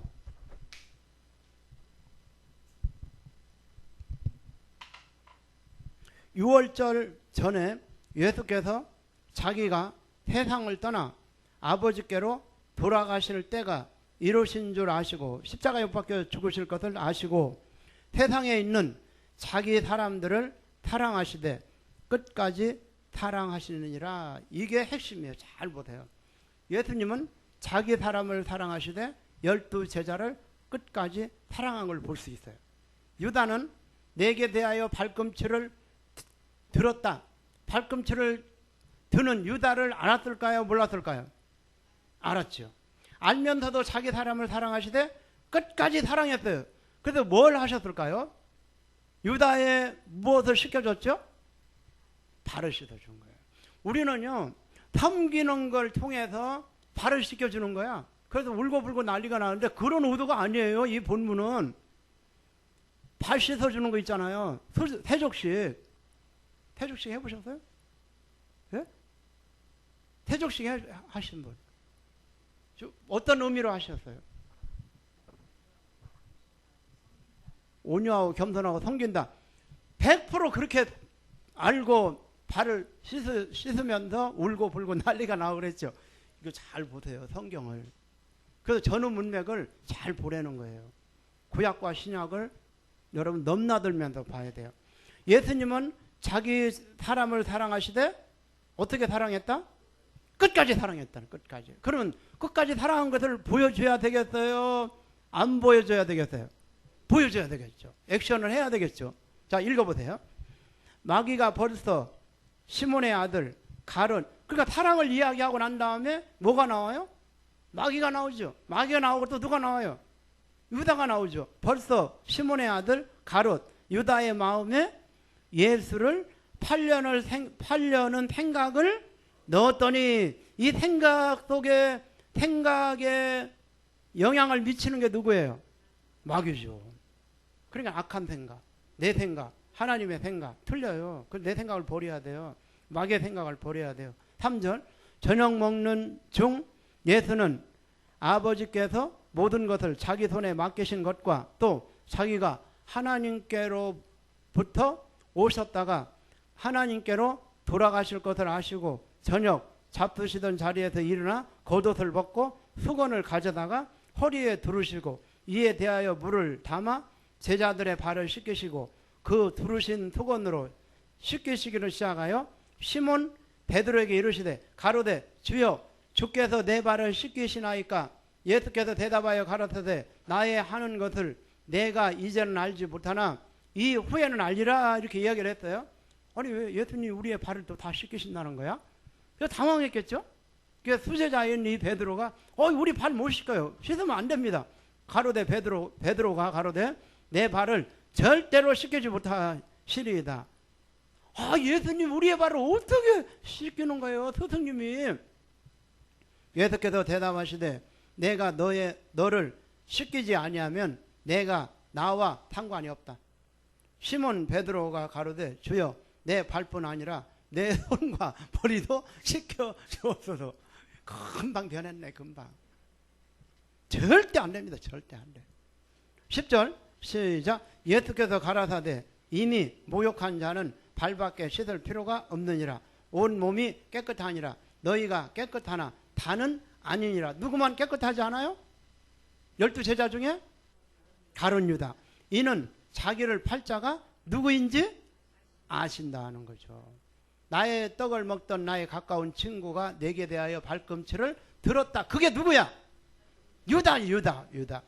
자, 그걸 알았다는 거예요. 그러므로 다시는 다는 깨끗이 아니하다 하시니라. 저희 발을 씻기신 후에 옷을 입으시고 다시 앉아 저희에게 이르시되 내가 너희에게 행한 것을 너희가 아느냐 물어봤죠. 발을 씻겨주신 목적이 뭔가를 물어본 거예요. 너희가 나를 선생이라 또는 주라 하니 너희 말이 옳도다. 내가 그러하다. 내가 주와 또는 선생이 되어 너희 발을 씻겼으니 너희도 서로 발을 씻기는 것이 옳으니라. 자, 발을 씻으라고 그랬죠. 씻기라고 그랬죠. 내가 너희에게 행한 것 같이 너희도 행하게 하여 본을 보였노라. 예수님은 자기 사람을 사랑하시되 끝까지 사랑하셨고 자기를 배신할 유다를 끝까지 사랑한 것을 보여줬죠. 원수의 발까지 씻기시는 예수 그리스도의 사랑이 무엇인가를 드러내 준 거죠. 자, 내가 진실로 진실로 너희에게 이르노니 종이 상전보다 크지 못하고 보냄을 받은 자가 보낸 자보다 크지 못하니 너희가 이것을 알고 행하면 복이 있으리라. 발을 씻겨줄 때 알고 씻어줘라. 모르고 씻어줘라. 알고 씻기면 복이 있을 것이다. 내가 너희를 다 가르쳐 말하는 것이 아니라 내가 나의 택한 자들이 누구인지 알미라. 그러나 내 떡을 먹던 자가 내게 발꿈치를 들었다 한 성경을 응하게 하려는 것이라. 두 가지의 목적이 있어요. 자기를 배신할 유다를 알면서도 끝까지 사랑했다는 사실을 가르쳐주는 것이고, 두 번째는 성경을 응하게 하는 거죠. 구약의 선지자를 통하여 나의 떡을 먹던 가까운 친구도 내게 내 발꿈치를 들었다 한 성경을 응하게 하려는 것이라. 여기 이제 예언이 성취된 거죠. 네, 유다가 예수님을 배신하여 배신한 것이 이제 그 이후에 나타나죠. 그래서 우리는요, 배신할 걸 알면 절대 발 안 씻어줘요. 배신하고 나갈 건데 저 인간한테 내가 왜 떡을 주냐. 배신할 줄 알면 왜 아이스크림을 왜 갖다 주냐. 네? 아이스크림, 오늘 아이스크림 우리 하구가 사왔잖아요. 배신할 줄 알면 사오면 안 돼요. 예수님의 사고와 우리의 사고는 판이에요. 자기 사람을 사랑하되 끝까지 사랑하는 거예요. 그래서 사랑을 가지고 씻어주는 거예요. 정말 사랑하는 거예요. 이거 성경을 응하게 성경을 가르쳐 주려고 그러는 거예요. 이 구약에 예언했던 이 예언이 나야. 나에 대하여 유다가 배신할 것을 기록한 거야. 그리고 배신할 줄 알면서도 내가 이를 끝까지 사랑한 거야. 예수님의 마음을 알고 너도 발을 씻어주라. 아셨죠? 알고 씻어주는 거하고 모르고 씻어주는 거하고 똑같아요? 안 똑같아요? 그냥 뭐 보편적으로 알고 수족식 하자, 세족식 하자 뭐 하는 거하고 틀리잖아요. 저는 문맥을 읽어보니까 말씀의 능력, 아까 제가 서두에 이야기했죠. 히브리서 4장 12절에서 13절. 하나님의 말씀은 살았다 하는 거죠. 이 세상에 어떤 철학도 사상도 이론도 살아있지 않다. 인간의 말은 살아있다라고 이야기하지 않아요. 하나님의 말씀만이 살았다. 그리고 움직인다. 운동력 있다. 좌우의 날선 검보다도 예리하다. 혼과 영과 및 관절과 골수를 찔러 쪼기까지 한다. 마음의 생각과 뜻도 감찰한다. 지으신 것이 하나라도 그 앞에 나타나지 않음이 없다. 오직 만물이 우리를 상관하시는 자의 눈앞에 벌거벗은 것 같이 드러난다. 그러니까 말씀은 이런 능력이 있다는 거죠. 사람의 모든 것도 다 알게 되어 있어요. 말씀이 들어가면. 살아있는 말씀이 들어가면.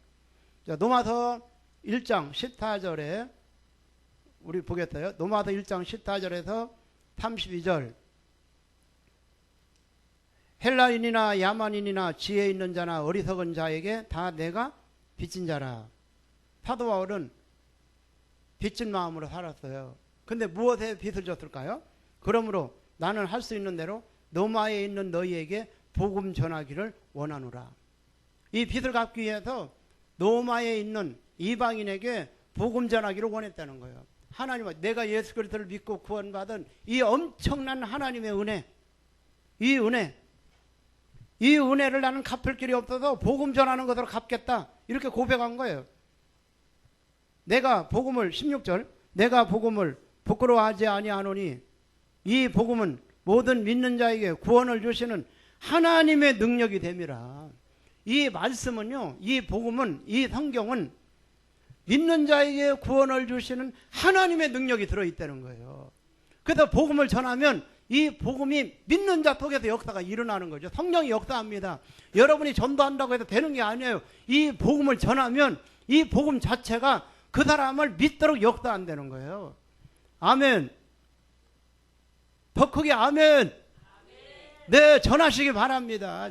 전하면 이 복음 자체가 역사가 일은 안 되는 거예요. 기적이 일어나고 능력이 일어나고. 내가 저 장관한테 이 말씀을 내가 어떻게 전해 얘기할 것 같아요. 말씀 자체가 역도 안 되는 거야. 저 대통령에게 어떻게 내가 복음을 전해? 전하면 복음이 역다가 안 되니까. 이 복음 속에는 능력이 있다는 거예요. 구원을 주시는 하나님의 능력이 말씀 속에 들어있다는 거예요. 그래서 말씀을 선포하라는 게, 선포하면 여러분의 입에서 나간 그때부터 성령이 역사예요. 여러분 안에 있으면 여러분 안에 믿는 자에게 여러분 안에서 역사되어진 그 말씀이 입을 통하여 선포되어져야 돼요. 믿는 자 속에서 역사가 일어난다고 그랬잖아요. 전도하기 쉬워요, 안 쉬워요? 전하기만, 얼굴 쳐다보시고 전하기만 해. 와 보라. 내 전하기만 해. 전하기만 해. 역사합니다. 성령이. 내 안에 계신 성령은 진리의 영이에요. 복음을 전해야만 역사해요. 가만히 곰탱이처럼 말 안 하면요 절대 역사 안 합니다. 말을 해야 돼요. 예수 믿으라고 해야 돼요. 예수 믿어야 구원받는다고 전해야 돼요. 주 예수를 믿으라 그리하면 너와 내 집이 구원을 얻으리라. 예수님을 믿지 않고는 구원 절대 받을 수가 없습니다. 구원을 받아야 합니다. 불교를 다니든 천주교를 다니든 유교를 다니든 상관할 거 없어요.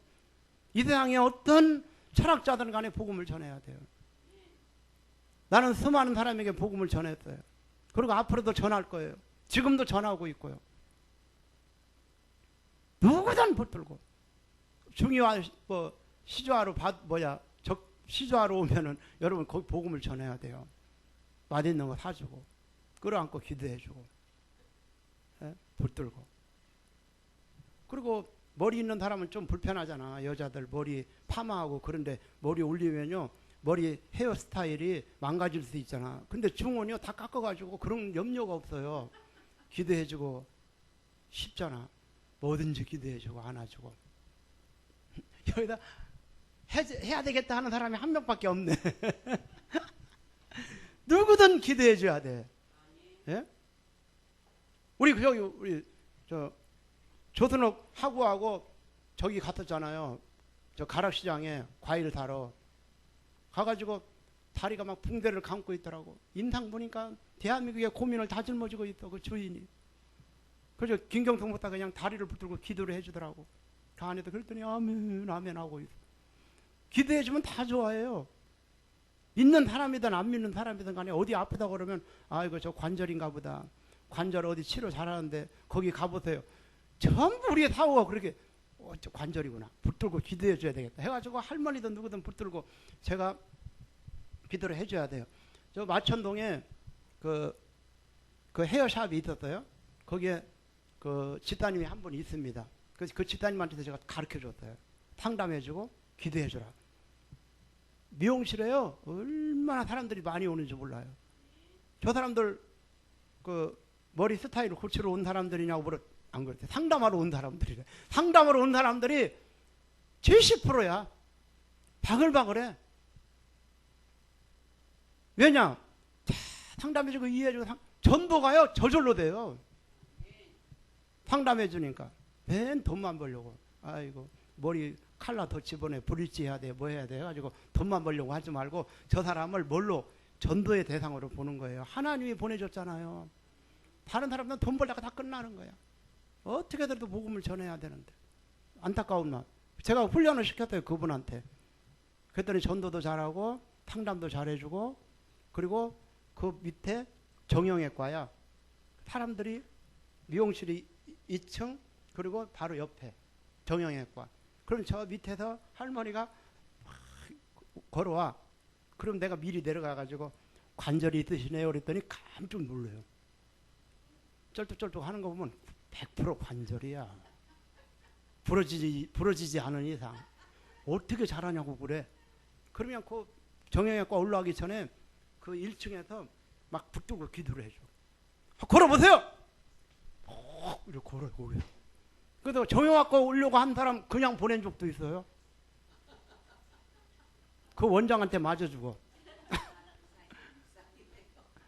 뭐든지 기도해 주는 거예요. 제가요 그렇게 가르쳐서 우리 성도들도 여기 그 유화자 목사님 남편 최원덕 집사님 그분은요, 나한테 기도하러 오잖아요. 목사님 어디 가셨어요? 그러면 왜 오셨는데요? 무릎이 아파가지고 왔는데요. 기도받으려고. 나 연결할 것도 없어. 그 집사님이 거기서 붙들고 끌어안고 그냥 막 기도를 해주는 거예요.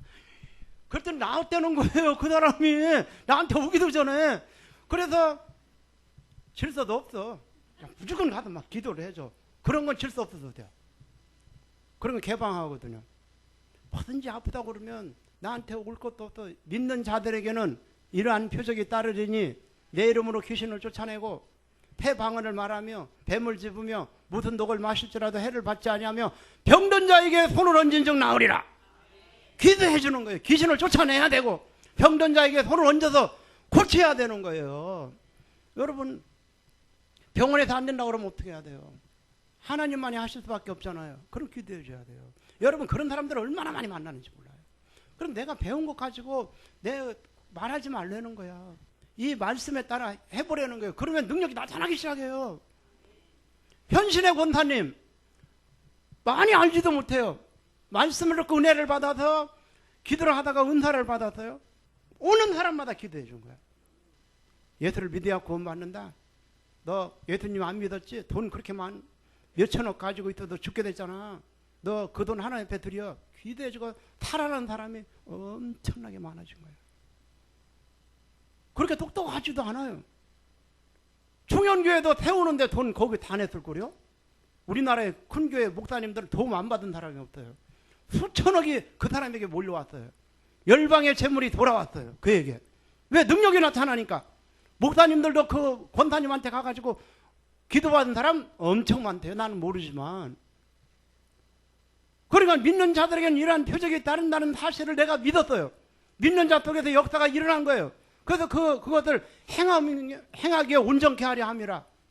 하나님의 사람으로 온전케 되면 모든 선한 일을 행하기에 온전케 하려 함이라. 기도를 하니까 나타나기 시작해요. 능력이. 아멘도 안 해요. 이 손에 능력을 주시옵소서. 느헤미야가 기도했거든요. 그 능력이 왔어요. 그래서 손으로 하는 일마다 다 잘 됐잖아요. 손 내려 올려보세요. 이 손에 능력을 주시옵소서.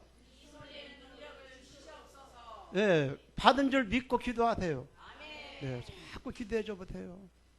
그러면 사람들이 다 좋아해요. 이제 다음에 과일 사러 가면 그분이 이제 기도를 받았기 때문에 복숭아라도 하나 또 줄 거야. 하나 큰 거. 기도해 줘 보세요. 정말 사람들이 너무너무 좋아해요. 아프고 힘든 그들의 마음을 끌어안고 기도해 줘 보세요. 끌어안고 기도해. 다 역사가 일어나는. 우리 제자들도요. 그런 사람 많아요. 능력 나타난 사람들이 너무 많고 지금도 잘하고 있어요. 인천에. 오는 사람마다 끌어안고 기도해 주는 거야. 다른 거 뭐 할 거 없어. 그렇게 마음이 아팠구나. 마음이 힘들었구나. 손을 한번 잡아보시고. 그렇게 많이 힘들었구나. 그렇게 많이 아팠구나. 그래서 그 마음을 내가 끌어안고 기도하고 울어주고 기뻐해주면 역사가 일어나는 거예요. 예수 그리스도의 이름으로 기도하시기 바랍니다. 무조건 기도해 주는 거예요. 그래야 능력이 나타나요. 사람을 어떻게 만나겠어요. 그래가지고 저는 만난 사람마다 기도를 해줬어요. 길거리 가는 사람도 기도해 줬어요. 그리고 물건도 들여다 줬어요. 그리고 난 다음에 당연히 뭐 하는 사람인데 이렇게 이 물건을 들여다 줘서 나 예수님 믿는 사람이에요.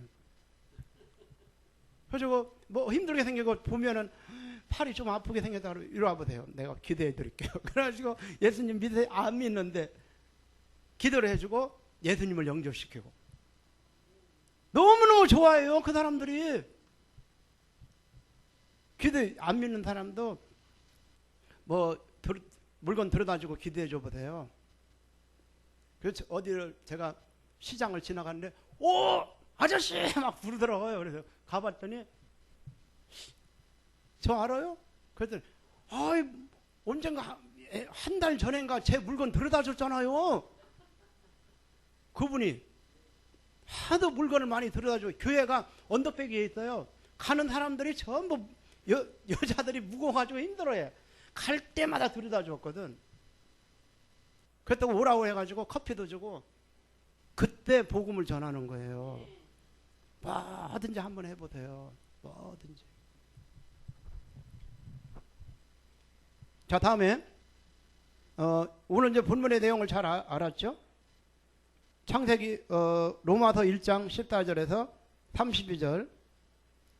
내가 복음을 부끄러워하지 아니하노니 이 복음은 믿는 자에게 구원을 주시는 하나님의 능력이 됨이라. 첫째는 유대인에게요, 또한 헬라인에게로다. 복음에는 잘 들어보세요. 복음에는 하나님의 의가 나타나서 믿음으로 믿음에 이르게 한다는 거예요. 이 복음 안에는 그런 능력이 들어있다는 거예요. 믿음으로 이르게 한다. 믿음에 하나님의 의가 들어있다는 거예요. 그래서 곧고 바르고 정직하게 하는 능력이 들어있다는 거야. 의에 이르게 하나니, 의가 나타나서 믿음으로 믿음에 이르게 하나니 기록된 바 오직 의는 믿음으로 말미암아 살리라. 예수 그리스도 안에 있는 그 믿음으로 우리는 사는 거예요. 하나님의 진노가 불의로 진리를 막는 사람들의 모든 경건치 않음과 불의에 대하여 하늘로 쫓아 나타나나니 이는 하나님을, 잘 들어보세요. 19절 시작. 이는 하나님을 알만한 것이 저희 속에 보임이라. 하나님께서 이를 저희에게 보이셨느니라. 이런 이제 어떤 신학자들이 양심이라고 그러는데 하나님을 알 수 있는 것들을 저희 속에 보여줬다는 거예요. 자, 20절 설명을 합니다. 창세로부터 그의 보이지 아니하는 것들. 자, 하나님 것은, 하나님의 모든 것은 눈으로 볼 수 없어요. 곧 그의 영원하신 능력과 신성이 그 만드신 만물에 분명히 보여 알게 된다는 거예요. 그걸 넣어놨다는 거예요. 하나님의 신성과 또 뭐라고 그랬어요? 능력, 영원하신 능력과 신성이 그 만드신 만물에 분명히 보여 알게 된다는 거예요. 눈을 열고 보니까 하나님의 신성과 능력과 신성이 들어있는 거야. 하나님을 알 수 있도록 넣어놓은 거예요. 아, 저분 보니까 저 아들 누가 만들어? 어디에서 나왔어? 그러자는 자기가 나와놓고 저놈의 자식 어디서 나왔대요? 너무너무 이쁘면 사랑스러우면 그러죠? 하나님으로부터 나온 거예요. 그래도 내가 낳은 아들을 보고도 아들 속에 뭐가 들어있다는 거예요? 하나님의 능력과 신성이 아들 속에 들어있는 거예요. 만물에, 만드신 모든 만물에 분명히 보여 알 수 있다는 거예요. 그러므로 저희가 핑계치 못할지니라. 눈이 열려서 보면 하나님의 존재를 알 수 있도록 하게 되어 있다는 거죠. 하나님을 알도록 하게 된다는 거죠. 이거를 자연계시라고 그래요. 이 본문을 들어서 교리를 만들었죠. 조직신학의 체계를 이뤘죠. 특별계시, 자연계시, 일반계시라고 그래요. 이거를. 그리고 자연계시라고도 그래요. 일반계시. 그리고 특별계시는 성경. 그게 무엇을 통하여 하나님을 알 수 있느냐? 성경을 통해서, 그리고 하나님께서 만드신 만물을 통해서 하나님을 알 수 있다. 그렇게. 여기에 그런데 신학자들이 여기에 좀 그런 게 있어요. 조직신학을 가르치는 분들 중에 예수 그리스도를 만드신 일반 계시를 통해서는 예수 그리스도를 믿고 구원받지 못한다, 이렇게 지금 조직신학을 가르치는데 거기 여기 나와 있어요? 그거 안 나와 있거든요. 알 수 있게 한다고 그랬죠. 그러니까 그냥 우리는 무조건 가르쳐요. 성경만을 통해서 그 예수 그리스도를 믿고 구원받을 수 있다. 물론 그렇죠. 그렇지만 하나님께서 만드신 만물을 통해서도 하나님을 인식하고 알 수 있도록 만들어 놓은 거죠. 근데 이게 이제 나중에 여러분들이 좀 고민을 해봐야 돼요.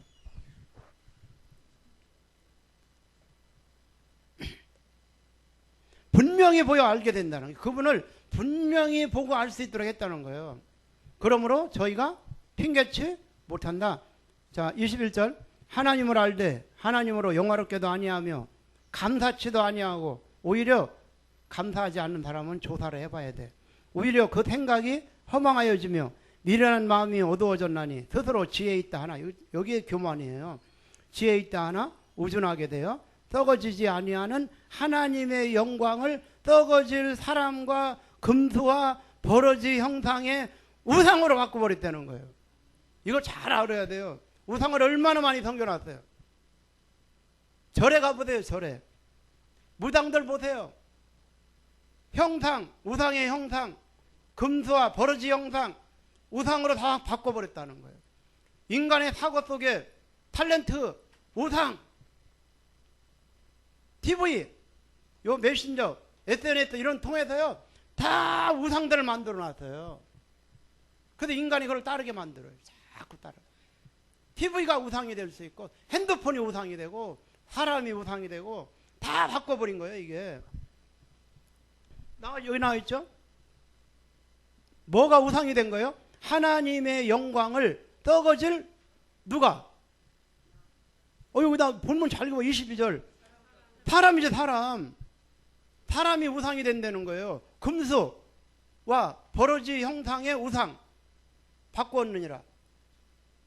그러니까 금신상 만들어 놓고 금으로 칠해서 팥가무늬 만들어 놓고 그분이 그렇게 만들어라고 한 거 없어요? 그러므로 하나님께서 저희를 마음의 정욕대로, 자, 왜 그러느냐? 마음의 정욕대로 더러움에 내어버려두다 저희 몸을 서로 욕되게 했다는 거죠. 자, 25절. 제가 서두에서 강의를 한 내용 중에 이 내용이 들어가 있습니다. 25절 잘 읽어보세요. 시작. 이는 저희가 하나님의 진리를 거짓 것으로 바꾸어 피조물을 조물주보다 더 경배하고 섬기니라.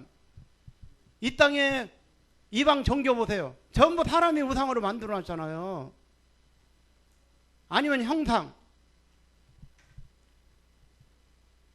하나님의 진리를 거짓 것으로 바꾸어 피조물보다 조물주보다 피조물을 조물주보다 더 경배하도록 만들고 섬기는 걸. 금신상 만들었고 얼마나 잘 섬겨요. 목욕 제기하고 108번 막 절하고 섬기고 빌고 하루 종일 자기를 낮춰서 그 금신상 앞에 엎드려서 빌고 있고, 주는 곧 영원히 찬송할 이시로다. 왜 안 읽어요? 더 크게. 네. 26절. 이를 인하여 하나님께서 저희를 부끄러운 욕심에 내어 버려 두셨으니. 자, 욕심에 따라 인간은 살아갑니다. 곧 여인들도 순리대로 쓸 것을 바꾸어 영리로 쓰며, 이와 같이 남자들도 순리대로 여인 쓰기를 버리고 서로 향하여 음욕이 불릴듯 하며. 여기 뭐가 나와요? 남자가 남자로 더불어 부끄러운 일을 행하여 저희의 그릇 때문에 상당한 보응을 그 자신에 받았느니라. 지금 퀴어 축제 이런 거 많이 하죠. 네? 동성연애 합법화. 어떤 사람들이 하는 거예요. 보세요. 진리를 거짓 것으로 바꾼 사람들에게서 나타나는 제약의 현상이 이러한 현상이 나타나고 있다는 거죠. 자, 그러면 그런 사람들이 왜 남자가 남자로 더불어 여자는 여자가 순리대로 왜 뜨지를 못하느냐? 28절 시작.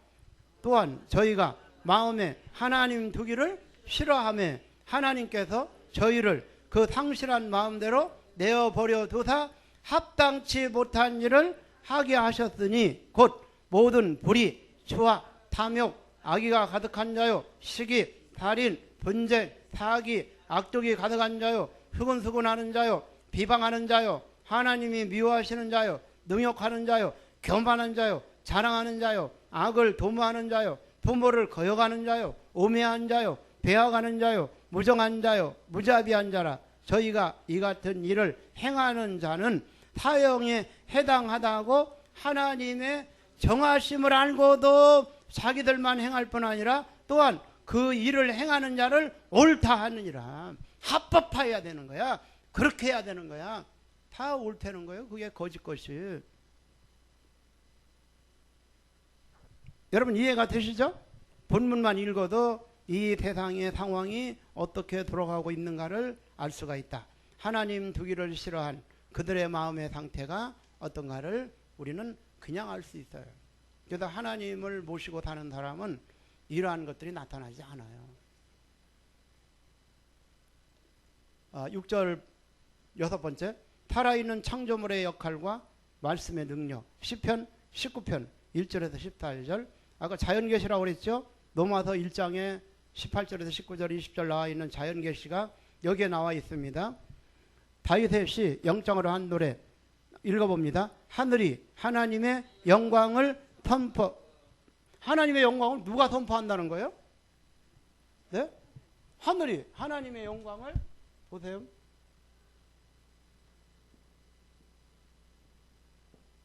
이거 한번 읽어보세요. 선포라는 단어요. 사파르. 여기 무슨 뜻이에요? 문지르다 그래요. 문지르다. 자세히 설명하다.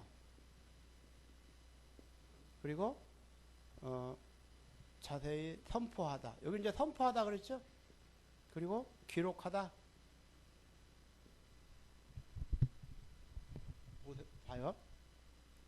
하늘은 하나님의 영광을 선포하는데 그 강팍한 그 이선의 껍질들을 다 문지르고 벗겨서 하나님의 위대하신 영광이 무엇인가를 자세히 설명하고 선포해서 하나님의 영광이 어떤가를 하나님의 위대하심을 그들의 마음에 기록한다 이런 뜻이야.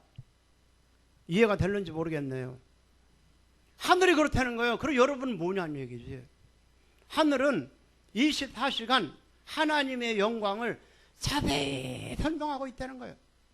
그리고 그 이선의 껍질들을 벗겨서 하나님의 영광이 어떤가를 자세히 설명하여 그들의 마음에 기록하고 있다는 거예요. 그래서 하늘을 보면 밖에 별을 보면 하나님이 지으셨구나. 그게 내 안에 이 강팍한 눈을 열고 그 기록에서 하나님의 영광을 노래하도록 만드는 게 누구예요? 하늘이야, 하늘. 별을 보고 하늘을 보고 만드신 만물을 보고 분명히 알게 되는 거예요. 공창 여러분 보여 안 보여? 하늘과 땅에 있는 모든, 스카이로 번역을 했는데 공창이 또 보세요. 하나님의 그 손으로 하신 일을 나기드라 그래. 나타낸다. 똑같은 뒤태형 단어예요. 자, 하늘이 그렇죠? 보이지 않는 우리가 눈으로 볼 수 없는 이 궁창이 그 손으로 하신 일을 나타낸다. 2절 읽어보세요. 시작. 날에게 뭐 한다? 날이 뭐예요? 그렇지. 날이 나에게 말을 하고 있다는 거야. 어떤 말을 한다는 거예요? 그렇지. 하나님 높이는 말을 하고 있다는 거예요. 여러분 들려요? 안 들려요? 아니, 그러니까 지금 들려? 안 들려? 안 들리지만 말을 하고 있다 없다? 하고 있다는 거예요. 이게 믿음이라는 거예요. 지금 수없는 날이 말하고 있구나. 야, 하나님의 영광을 오늘도 내일도 모레도 그 날이 나에게 말을 하고 있구나. 웬 놈은 날이 빨리 간대. 60km로 간대.